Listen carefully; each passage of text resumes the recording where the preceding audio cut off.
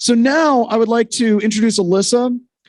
I honestly can't remember the first time I met Alyssa. It was funny. We were talking and I was like, hey, what was that conference that you presented at? And you lost your voice because you had to shout across the room and we couldn't remember. So the point is, I don't know how long I've been running in the same circles as Alyssa. And about, oh man, Alyssa, when did you give us a warning that you remember? I think, yeah, it was about 2 months ago. Yeah, so about 2 months ago, she contacted a bunch of us. She's like, I got something big. And what it was is she actually made it to the boardroom. And we have one of us in the boardroom. And she wanted to submit this talk, Hackers in the Boardroom. And you see a lot of people that make the transition to the boardroom and they kind of change everything about themselves. It's kind of like they slowly become a Dilbert cartoon. Alyssa is not a Dilbert cartoon, ladies and gentlemen. So with that, could you please put your hands together and welcome Alyssa Miller to the stage? All right, so can confirm, definitely not a Dilbert cartoon. At least I hope not. John, that is a perfect intro because, yeah, that is honestly the spirit of what I want to talk to you guys about today. I mean, it's, first of all, before I even get into that, where are the people who are here for the first time? Where are they? Because they're like a shitload of hands, mine too. Believe it or not, this is the first time I've been to Deadwood. I have done Wild West Hackin Fest, Deadwood online. I've been out to Reno. I've been out to San Diego. This is the first time I'm here, and this is incredible. I'll admit, I too was a little worried, like John was talking about. Like, there were a lot of people out drinking last night. I don't know that they're getting up at 8 a.m. But then I remember some of y'all are from the East Coast. It's like 10 a.m. So we're golden, right? But so anyway, let's get into this because John just gave like we're hot. John just gave like probably the perfect synopsis of what I want to talk about. And that is that mysterious boardroom and what it's like, honestly, where I came from, how I got there, and some of the lessons I'm learning from being in an executive position. So let me dive in. I was that kid. How many of you were that kid? You look at this, like, I took everything apart when I was a kid. So you'll see, like, if you read my bio, it always says, like, lifelong hacker. That's because, like, 4 years old, I was doing this. You know, Frankensteining toys together, figuring out how they work. That's all. I just wanted to know how that stuff worked. I didn't, I didn't know anything. Like, I'm 4 years old. I'm looking at stuff like that. I don't know what any of that does. I didn't know what a resistor was. I didn't know what a capacitor was. I learned that lesson later, by the way, with a power amplifier. Don't do that. But that was just, this is what I attribute to being a hacker. It's that curiosity, right? That just sort of passion. I want to understand this technology and I want to see how it works. And, I just want to figure it out. And after I figure it out, you know what? I'm going to mess with that stuff and I'm going to make it do something different. That's being a hacker to me. And so I look at that as like my earliest start as being a hacker. But am I better if I back up? I don't know. We'll try it. But so 12 years old, we'll fast forward a few years. I went out and I got a paper route. There are probably people who have no idea what a paper route is. Okay, it was like, teenage kids or preteens like me would run around to your houses and deliver your newspaper because we had actual physical newspapers at one time. That's what we did. So I did that and I got paid for it. And I saved up a bunch of money. And, I was that geek in school, always got picked on. I was the nerd, whatever, And so in true geek fashion, I saved up about $1,000. And what did I do with $1,000? Well, I ran over to Best Buy. I bought an Epson 8088 or 8086 computer. And I still remember this, an Epson 24-pin dot matrix color printer. Yeah, baby, I'm rocking. And that is the computer. Right? I mean, not the actual one. I actually had to find a picture of it online because my pictures of it are long since gone. They were Kodak on film. Another thing that some of you probably don't remember, when we actually had paper pictures of things.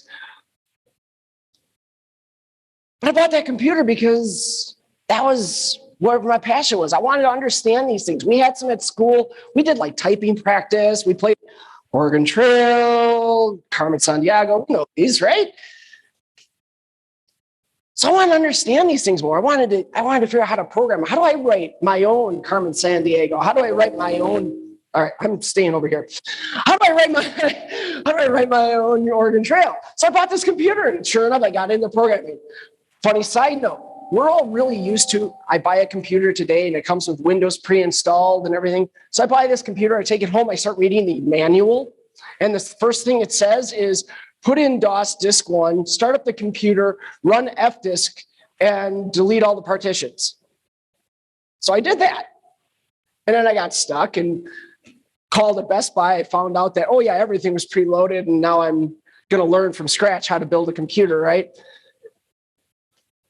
Again, that hacker mindset, it didn't even really daunt me. I mean, I was a little concerned when I couldn't figure out how to create a bootable partition, but I figured it out. I read a lot of books. I got there. Speaking of books, I started reading more and more about computers. And I went out and I bought a modem to put in this computer because it didn't come with one. And what did I get connected to? I got connected to this cool thing called Prodigy. Now, Prodigy was before we had like public access to the internet, and you dialed up to this service. It was more than a BBS. You know, you dialed up, they had games, they had news, all this stuff that you could do. It was like the graphical version of a BBS, honestly. But it was a subscription service. They sent you discs in the mail. And I know some of you remember these things because you had probably a million of them at home too. You got like 50 free hours. And then after those 50, you had to buy a subscription. Well, I'm 12 years old. I don't have a credit card. So after I think it was like 20 hours ran out, I still wanted to play in Prodigy. Cool games. I wanted to play them. So I went to the library. I'm really dating myself right now, but I went to the library, got a bunch of books on UART and serial communications, and I started digging into assembler. And I mean, at this point, I'd already written some stuff in BASIC. Long story short, let's just shorten this down. I broke into Prodigy. I figured out how to set some client-side parameters that were ultimately set when they negotiate that never got checked again. And so I was able to log into Prodigy. I didn't even need my username anymore. It was great. Nowadays, that probably would have gotten me arrested. Thankfully, there was no law enforcement involved, and I'm well past the statute of limitations. But that progressed, because then we got the internet, and some of you might recognize this. I know it's really tiny. IRC came along on the internet. We had this beautiful chat, I don't even know what you would call it, infrastructure. You could interact with people around the globe at any time. And so I got into Undernet and I started looking through all the channels and slowly found my way into some hacker channels. And I spent most of my teenage years as that dorky, awkward, whatever, sitting in IRC channels talking with other hackers around the globe. That's where I grew up. Now, since that time, things have changed. And I'm not going to go through a whole litany of my professional career. Honestly, if you want to do that, it's well chronicled on LinkedIn, like all of us, right? But the point here is that set me up for what ended up becoming a career very serendipitously. I didn't realize that this was going to be a career. I started in pre-med. I had to switch majors because 3 semesters of college chemistry was hell, and I was done with it. I did not want to be a doctor that badly. So I switched computer science. I started a job as a programmer at a financial technologies company. And that sort of parlayed into a pen testing role. When they first approached me about that role, 9 years on the job. And they're like, hey, you want to join our pen testing team? I'm like, I don't even know what the heck that is. Oh, you'll figure it out. Okay. Well, I got in there. I found out it was all the stuff I've been doing for, most of my teenage years. Oh, okay, I can do this. This is easy. Oh, shit, I got to write reports on this too? All right, fine. But that progressed really quick, and I ended up being, leading that team and whatever. And my career has progressed ever since. It's been a long road, but that hacker thing has always been there. And so as John mentioned, about 2.5 months ago, kind of the culmination of my career aspirations as they existed was realized. 2.5 months ago, I started my position as Chief Information Security Officer of a company called Epic Global. Company's not important to this conversation, but the fact that I was there was. So see, through my career, I'd been moving up and I've been in consulting roles. I worked for a number of consulting companies you recognize.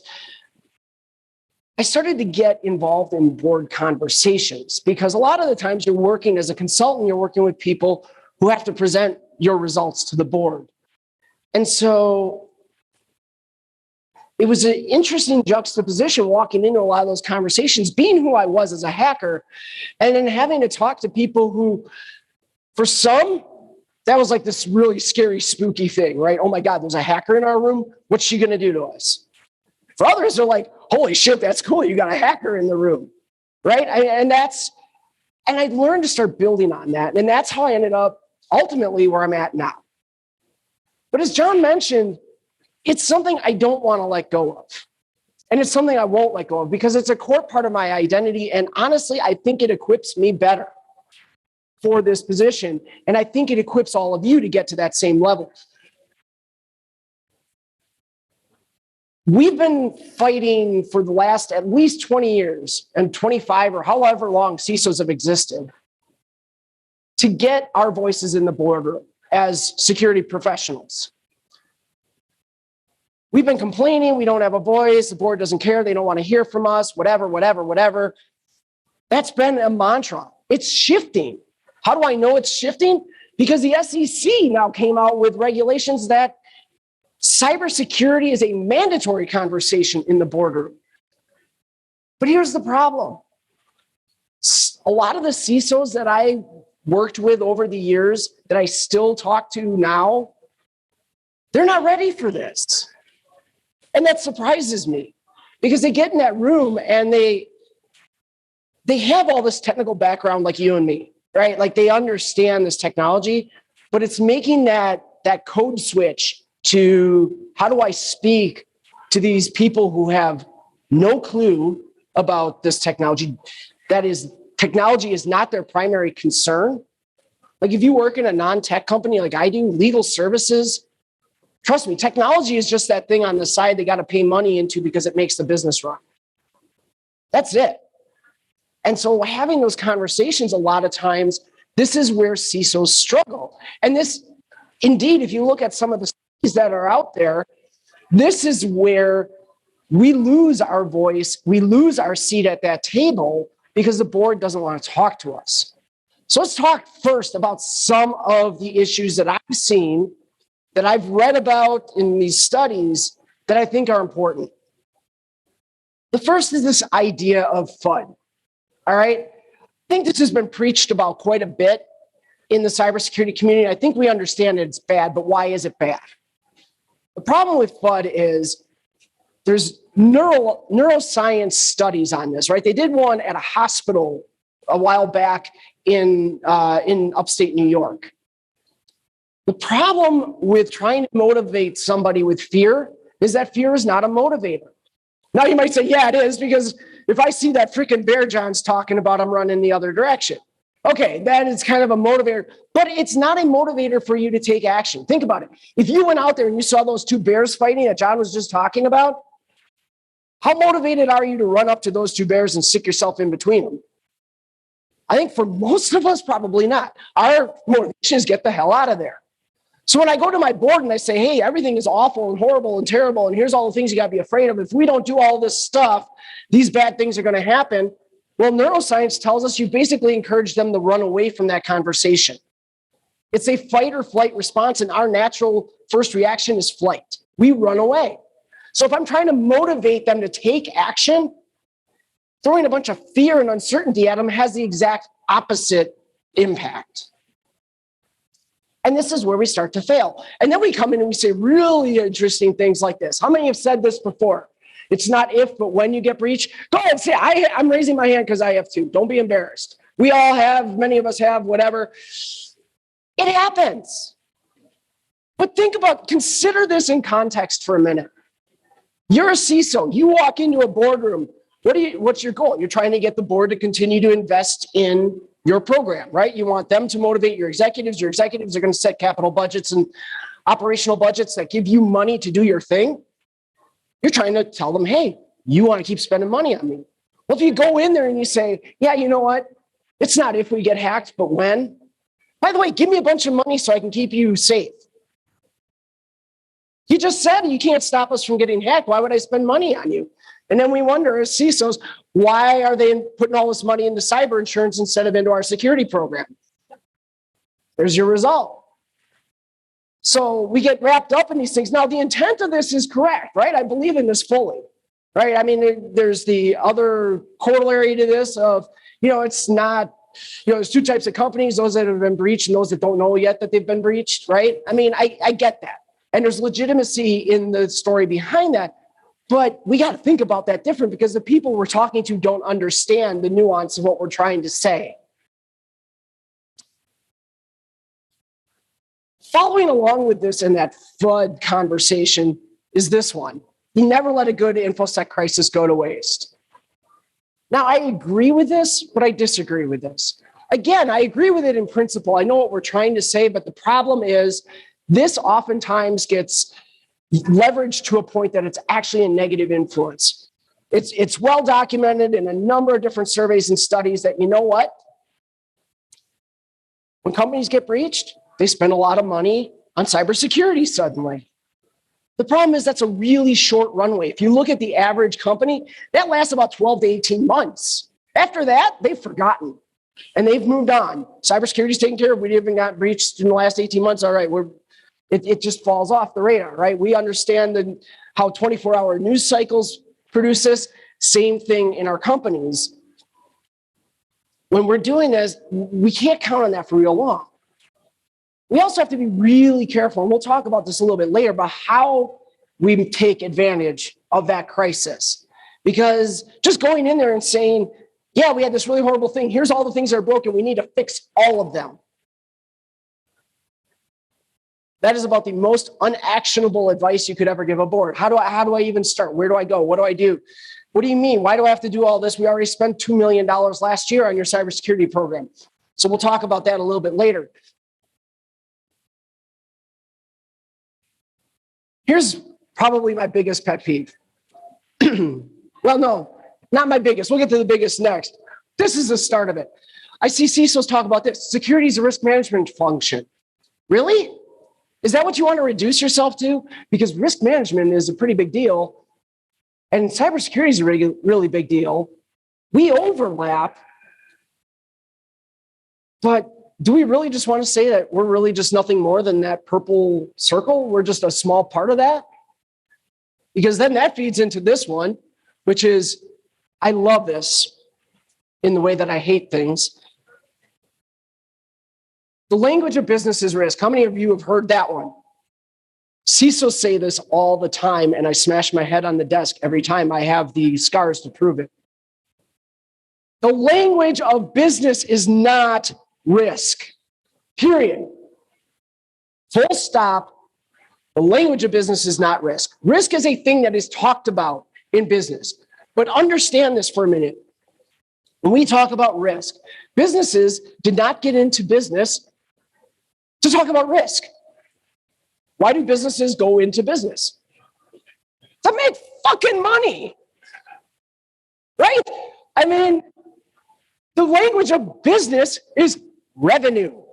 Where is our money coming from? And then honestly, that feeds down and it ends up becoming things like net profit, EBITDA, all the fun stuff that, our CFOs are talking about, because that's what they're watching. That's what their shareholders are watching. So if I come in and say, well, the language of business is risk.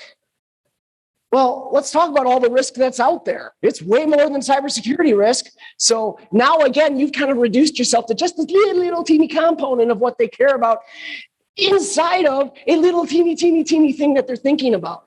Think about it this way for a minute. Going into business, being in business, running an organization, inherently risky. You've invested money in starting a company, and there is risk of losing it all. Getting arrested because you did something bad. Getting sued because you killed some people with your product, right? These are all risks. These are risks that don't have anything to do with cybersecurity necessarily, unless you're the CSO of Uber, but that's a different story. So I had to get one poke in there at him, come on. But seriously, look at this. You go in there and you say, well, my job is to reduce risk for you. The business has already accepted all of the risks that they currently have. That's why they're in business. They decided that risk was worth it for the potential reward of the profits they're going to make. So you go in there and you say, I'm going to reduce that risk. How exciting is that to them? They're like, well, we already accepted that risk. We maybe we didn't know about all of it, but okay, we said that was fine and we're making money. And, you're saying I've got all this risk that we didn't think about, but I was already making money before that. So where's the problem? That's not really exciting stuff. That doesn't exactly motivate people to spend money. So then we come up and we say, well, here, get your red hot metrics. Take a look at this. Here's all the metrics and all the stuff that's going on. And here's all of the attacks that we're blocking. Here's all the vulnerabilities we have open. You want to see a board member look at their phone in record time? Start this conversation that way. I've been there. I've watched it. It happens. Seriously, you go in there and you start talking about things like vulnerabilities and block DDoS attacks and all the other things, and you put up these really cool charts with all sorts of colors and things. They don't want to read that. Some might at some point if you put it in an appendix. Like it is important to have metrics to stand behind the things that you tell them. But this alone is not the story you tell in front of a board. What's worse is then when you go in there and you start talking about all the cool technologies you're implementing. You've all seen this before, right? I'm looking for an updated one. This is like 2018. It's got to be like hideous by now. I mean, well, that's hideous. There's like trillions of dollars in the worldwide cybersecurity market. So if I start throwing all these technology names at them, I can't comprehend what half of those products are. Can you? How do you expect a board member to? How do you expect your executive team to? They're not going to. And again, and I've watched this happen, right? Not even just CISOs. I've watched it happen with IT folks as well. You get in that room, you start talking about this, and again, the phones come out and their heads are down and you're not even listening anymore. And when you're the person who has to follow that presentation where someone else just bored them to death, that's a daunting task too. So, there's got to be a better way. There is a better way. When I walked into my first board meeting, it actually wasn't with my current company. It was actually as a consultant. I stepped on my tail pretty hard because I had a CISO who had hired me to do this work, to do this assessment. And he said, I want you to go in there. I want you to scare the board. I want you to really let them know how awful we are. So we had this great idea. We were in New York and we're going to do, you guys know the restaurant grading system in New York? You go into any restaurant in New York, they have a big sign right at the door says how the health department's graded them A, B, C, D, or F. I think they use them all. So I'm like, great, we're going to leverage that. And so we had this whole capability model. They were like a 0.85 on a 5-point scale or whatever it was. Like, all right, so that's pretty awful. So but we want to speak to them. So we're going to make it, part of that. We're going to go along the lines of that grading scale. So big letters on the very first slide, I put C-, which was being kind, I thought. The board flipped. They almost fired that CISO that day, which meant I got fired from that gig, not from my consulting company, the next day. Why? Because the context I didn't have is that in New York, if a restaurant has a B on that health grade, people don't go near it. If they had a C-, that place would be getting shut down. So when I said C- and I equated it to this grade, yeah, that was a big mistake. But I've learned since. And what I started to do is I started to think about this. I really went back to my hacker roots. Because, again, that's first of all just core to who I am. But more importantly, it's just what I know. It's how I think about problems. I tried to really change who I was when I went into these board conversations. And I realized I was doing it all wrong. I was trying to match what I saw other people doing, which was the worst possible idea ever. So I thought about this. I thought about this in the same way that I would think about if I was going into pen test an application, or I was going to try to break into somebody's application back when in my teenage years. What did I do?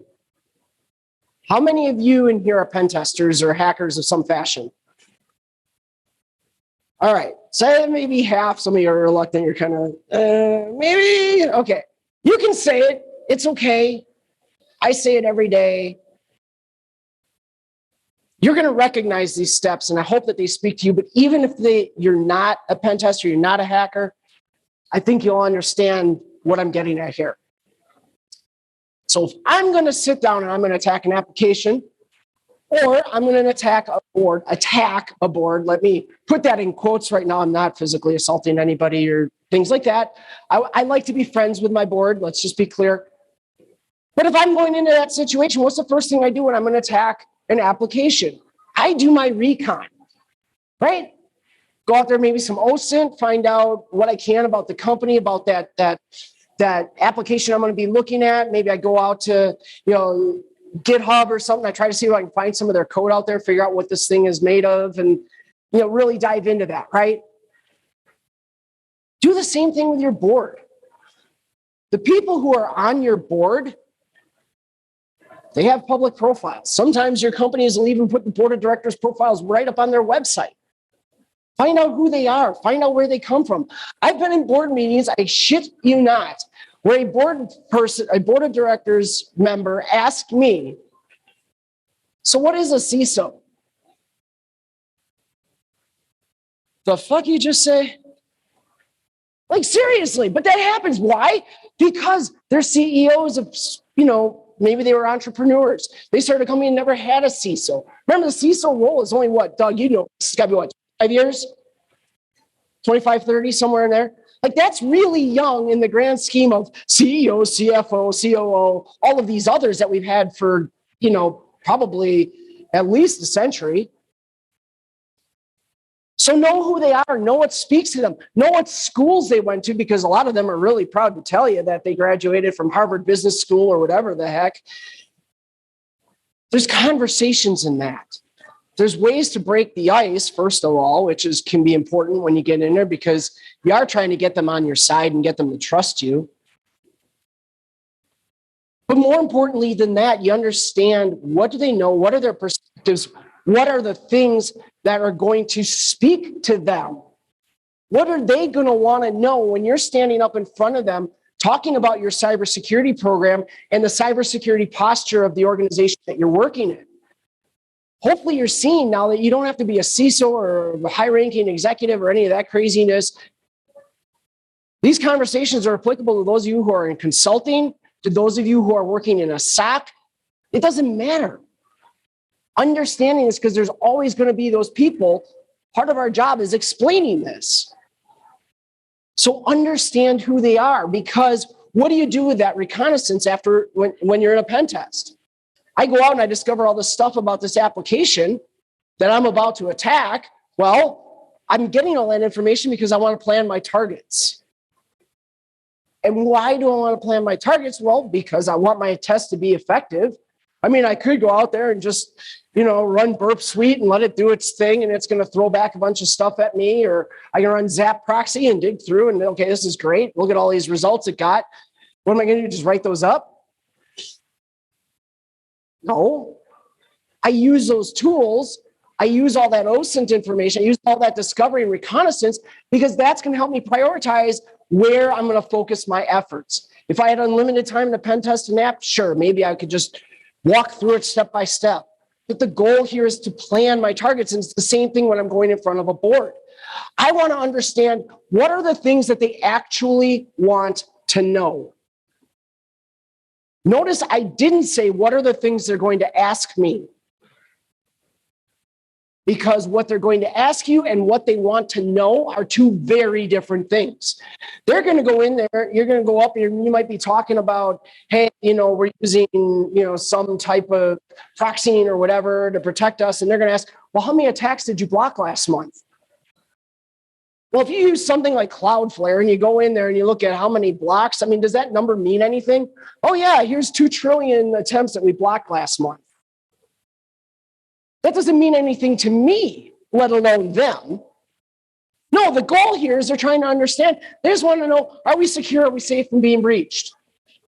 Are we going to be in the news tomorrow?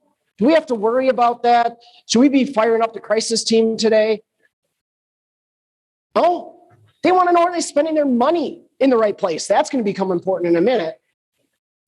Hey, I gave you $2 million for your program last year. What did you do with it? What did we get from it as a business? They want to know that. Because at the end of the day, they have that fiduciary responsibility to the shareholders. They want to know. And again, you can see how this fits at any level of that org structure, right? It's not just the board, it's not just the executives. You're working in a SOC and you say, hey, I think we should do this thing. Your manager, your leader says, yeah, go do it. Well, later on, they want to know if they spent your time wisely on that thing and that it got them something. Ultimately, it comes down to that last question. Should we be worried? That's what they want to know. Can I sleep at night or should I be biting my nails here? Should I be looking to fire somebody? Because, yeah, they do actually think that way sometimes, which is creepy in its own right. But that is how they react sometimes. But these are the things that they want to know. So they're going to ask you weird questions. Your executives are going to ask you weird questions. Your managers might ask you some weird questions. But understand what they're actually trying to understand, because then you can take that and you can process it a little bit differently. Because what I want to do as a pen tester, after I've planned my targets, I want to start manipulating inputs. Right? I'm going to start playing around. Oh, login page. Well, tick or equals 1 + 1. Right? I mean, that's where we start. Very basic. But we're going to start doing that stuff. We're going to start manipulating inputs. We'll break out our fuzzers and we'll just go to town. We need to do the same thing with the board. If they're asking for these numbers, don't just stick the numbers up there. That doesn't mean anything. Oh, I blocked 4 trillion. You know what the next question is? Is that good or bad? Because they want to know, are we safe? Do we need to be worried? What are we trying to do here? So understanding this, what I'm trying to do is manipulate those inputs. I'm trying to bring those inputs to them in a way that I can flip the script. It's meaningless for me to stand up there and tell them how many open vulnerabilities we have. That means nothing, because as everybody in this room understands, it takes one open vulnerability that's exploitable for us to get breached. So I could stand up there and say, yeah, we had 10,000 a year ago. We now have one open vulnerability. Tomorrow we get breached by that one vulnerability. Do you think they care about the 999,000 that you, or whatever number I said, that you fixed? They don't care, because the one thing that they were worried about still happened. And this is where our focus needs to be different. We need to be talking to them in terms of stories. They need to understand, what have we done? Where are we vulnerable? What are the things that could happen? What should we be worrying about? And tell a story to your executive team, to your board, to whomever it is that you're trying to share a status with. The numbers are a great way to back that up. And if you do a board presentation, here's a quick sidebar. The way board presentations work in most companies, you'll find out you have a board meeting. They'll send you a deck and they say, hey, add your slides to this deck. Or maybe you get to create your own deck sometimes too. That's cool. 3 slides should always be all that you present. First of all, you're not going to have a lot of time. Second, they're going to ask you a shit ton of questions. And at the end of the day, that's about all they can absorb from you. But what you end up doing is you end up taking all those cool stats, all those dashboards, all the bright reds and greens and yellows that, kind of say we're good, bad, or indifferent. And those become an appendix that some of the board members actually will read, because they get that ahead of time. They get your bio ahead of time. You should get theirs as well, by the way. And if you don't, ask for it. They will read that. But you've got to give them your job in that presentation, that 15 or 30 minutes that you're going to get, is to tell them what the hell all that shit means. That's the story. So when we're talking about flipping that script, we don't want to be talking about vulnerabilities and risks. We want to be talking about what are we doing to be more resilient. I know that's becoming a buzzword now, right? Resiliency, everybody's talking resiliency, but it's legitimate. It's one of the few buzzwords I like right now, because when people actually understand what it means, it's what we need to be focused on. If we're going to stand up there and say it's not if, but when we get hacked, well, great. So what are we focusing on?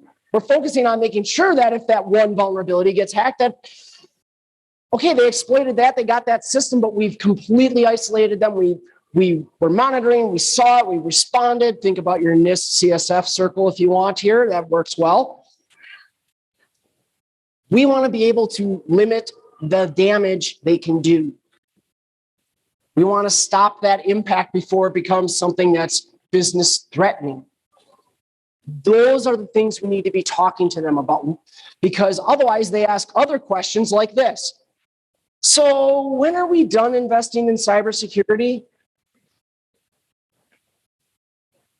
Well, sir, this is truly the answer I gave. We'll be done investing in cybersecurity when technology stops changing. Am I wrong? We have to keep chasing technology that keeps evolving and changing. It's not just that attackers are getting smarter and better, which they are, or at least more coordinated, maybe not smarter. I might argue the smarter.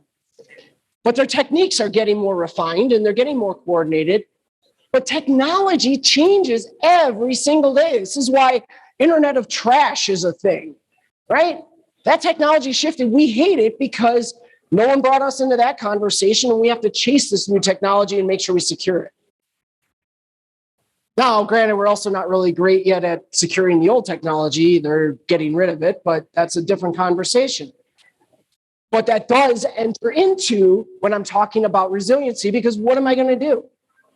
If I'm talking to them about vulnerabilities, and I'm saying we got X number of critical vulnerabilities open, oh yeah, these 5 here that have been open for 4 years, that's because that platform can't be upgraded anymore. It's an appliance that we can't change, whatever it is. We got to just shut it down. Well, but it's making revenue, but we got to shut it down because it's unsecure, but we're still making money off of it. Well, what do?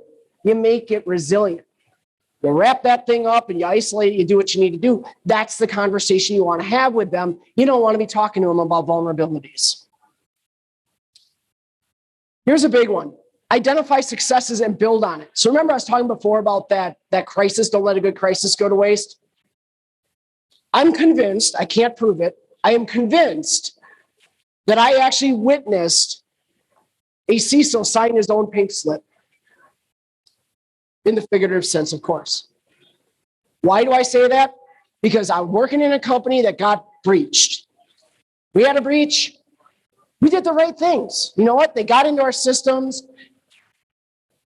Very limited data exposure. We were able to identify it relatively quickly. I say relatively because what does Mandiant say? Like 6 to 9 months of dwell time. I think we found it in less than a month. We isolated. We brought in the right people. We shut it down in one big event, got them completely evicted from our environment. I love that term, by the way. I can't claim credit for it. It is not mine. But then the CISO goes in front of the board, and what does he do? They had a postmortem, of course, right? You do a postmortem after you've had an incident. We talk about it all, what went right, wrong, etc. He goes in front of the board, and he says, here's all the things that are broken we got to fix. Here's why we got hacked. That was his story. You know what the board asked him? So your cybersecurity initiative here, this big strategic thing that we've invested millions in, that's 4 years old now.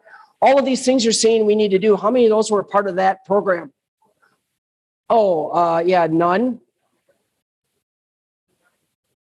WTF, what did you do with all the millions of dollars we gave you? I literally don't think it's coincidence he was gone a few months later. How can you, this is where going in and executing on a crisis and using it to your advantage is not just going in and saying, all this bad stuff happened. He had great stories to tell. We had laughs in place that saved our butts, all right? They were able to block a bunch of stuff very quickly. We were able to shut down some of the TTPs of this attacker and make sure that there was no way they were going to spread. We had network isolation that we were able to leverage that stopped their attempts to spread some ransomware. The ransomware never fired. That's all successful stuff. We had MDR or EDR, on all of our server endpoints. You think that helped? Yes. You think he went in there and bragged about that? No. Why not? This is where the crisis can be your friend. Yes, you want to get more money. You want to use it. You want to identify the things that still need to get fixed. But you also got to show them, hey, you know what? All that money you put into this program, it was successful. We didn't expose data. We didn't have a major breach. Yes, they were on some systems. Yes, we had to go through some expense to kick them out. But we stopped them before they did real significant damage to our business.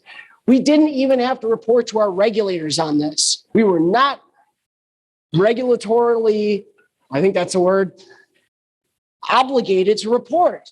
That's huge. In that company that I was in, that's like panacea right there, to not have to be able to do that. So to understand that and put that in front of the board, that's effective because now you've said, hey, you know what? I'm actually competent. You can actually trust in me to do the job you hired me to do. But if I just go up there and say, yeah, all this stuff is still broken and they've been spending millions of dollars on me, I don't care if I feel like they should have been spending 10 million instead of the 5 they gave me. I still need to show them I did something with the 5 they gave me. And then I can highlight why they need to give me another 5. That is how you use a good crisis. Find the positives, show them what your security program did that was good to limit the damage, even if it's a horrible hack like way back in the day, TJX, right? There were still positive stories in that. Find yours, talk about them, point them out, show them that they haven't been wasting all that money for the last 5, 10, 15 years. Here's another one. How many of you in a pen test, or how many of you have watched a junior pen tester get that thing? Like they put in like the SQL injection string on a login page, they get a SQL error back and they get all jazzed up. And now they spend the next 3 days trying to get an exploit and they never get there. Happens to all of us. I've been there, I've done it. All right. I've run down those rabbit holes. It's because we lose sight of the bigger picture. We get so focused on this one thing, we realize there's an entire application behind that login page we haven't touched yet. If I'm going to show my value as a pen tester, I have to get into the rest of that application because I'm not just here to test the login page. We need to do the same when we're talking about our security program to the board. We need to see the bigger picture, and we need to talk about our value to the business. There's a couple ways that I can do this. I can do this good, which is I can just say, hey, I'm going to save you some money. I can do this better and say, hey, you know what? If we spend money on this security initiative, it's going to open up some resources or other things where we can tackle another wish list item, or we can, add some functionality. But that brings me to the best. Where can you show value in that you're creating new innovations for your products? You're creating new revenue streams. You want an example in the real world? You implement some big IAM program, and suddenly now that lets you offer federated authentication to your customers who are logging into your apps. Now they don't have to set up users through your help desk. You're saving the company money. You're also giving them a cool new feature where their customers can actually use their own AD and integrate to your IAM. And that's how their users are authenticating with their same AD credentials that they use everywhere else. That's just one real world example where I've actually seen that happen. The point here is you're there to provide value and drive the business forward. When you can create revenue generating things like that, that's the stuff that gets them excited. That's where they're like, cool, okay, you're not just reducing risk, you're actually helping our business innovate and grow and be better. That's my job as a CISO. That's what I'm trying to do. But now I want to establish persistence, right? I got into that system, I broke in, I'm there. I want to establish persistence. How do you do that with the board? We've been complaining we want our seat at the table. We got our seat. The SEC is making sure of that. Companies are more aware of cybersecurity now than they've ever been in the past. Give them something to target. I use this so often, I should be ashamed of myself because it's so simple, but I use this anytime I walk into an organization. And indeed, I'm about to present this to my board in a couple months. It's just simple maturity. Here's where we are today. I walked in the door 2 months ago, 3 months ago. Here's what I saw. This is where we're at. But you know what? That's not good enough. We want to be up here. Now you have to put the story behind it. You have to tell them why you assessed this way. But what does this do? This makes them want you to come back. Because you just told them, yeah, we're here, we're reactive. It's it's good. We've done some good things, but there's a lot more to build on. And we really want to be up here. And you talk to them about what innovative security programs mean. You talk to them about what proactive security programs mean. You show them that business value, they get excited and they want to see you do it. So now they invite you back every maybe 6 months because they want an update. Or maybe you get them even quarterly. That's gold. When you have that attention from the board and they actually want you to come back, it's not just because, they've got a C on their chest and, we have to talk to all the people with the C's on their chest. No, sorry, that's a term I got from my CIO, by the way. I probably should never say that again. C on my chest, that's awful. But seriously, a lot of times those board meetings are, we have to talk to all the executive staff. All right. Make them want to talk to you. That's how you get persistence in there, because now you're not that doom and gloom. Oh my God, everything's horrible. I just need money, money, money. You're telling them a story that is something that they want to see happen. And then be able to pivot to your next target. You say, hey, here's all the stuff I want to do. Let's talk about how you do it. My team is going to be I've only been there 2.5 months. They are going to be so sick of hearing me talk about roadmaps. Roadmaps, however, are golden. When we're back to that establishing persistence, if you can show them how, hey, you spend this money today, we do this, then that pivots to this next thing that we do. And then that pivots to the next thing. And by chaining those 3 initiatives together over the next 3 years, we get to goal number 1. You just made those budget conversations for the next 2 years so much easier. And hopefully you're seeing, again, how this doesn't just apply to board and executive conversations. This applies everywhere. If I say, hey, we really should be at this point, but we're only here, draw that map of how we get there. How do I spend money each year, year over year, to get us from point A to point B? That's all a roadmap is. It's not this big, scary strategic thing you have to create because you're in a management role now. No, it's just simple. How do I get from A to B? What are the things that we have to implement? All right, we want an IAM program. We've got nothing today. So first step, we got to do this. We got to, clean up our AD, or maybe we're going to convert over to Azure AD or something. I don't know. And then we're going to go out, we're going to get an IAM provider so we can start doing access reviews, and we're going to integrate that. And then we're going to take that provider and we're going to turn that into a complete privileged access management, because now that's going to give us our complete IAM program. You just gave them a roadmap for 3 years, maybe 5, depending on your company. How they get from A to B, where they're going to have to spend money. They now can expect it. And when you come back to them the next year, you say, yes, we completed this. It's been successful. We're now in Azure AD. Now we need to spend that money on getting a tool in here to do our access reviews. So easy. It really is. I'm not just blowing sunshine here. So this is how you take that hacker mindset. How I would go after a system, an application, whatever, and I can apply it to the board just as easily. I can apply it to conversations with any level of leadership that I want, because at the end of the day, it's always the same questions. It's always the same things I'm trying to answer. It's always me trying to take that complex idea, that complex concept, this big scary thing that is cybersecurity that they're afraid to talk about. And like Einstein says, I just want to make it simple. All right. I got to wrap things up, but I appreciate you all so much. Always invite you to continue the conversation. There's my social media. Hunt me down. Twitter is by far the easiest. There's a shit ton of great content coming at you guys today and tomorrow. Check it out. Enjoy the conference. Thank all of you for being here. Thank you, John Strand, and everybody involved with Wild West Hackin' Fest for having me. Have a wonderful con.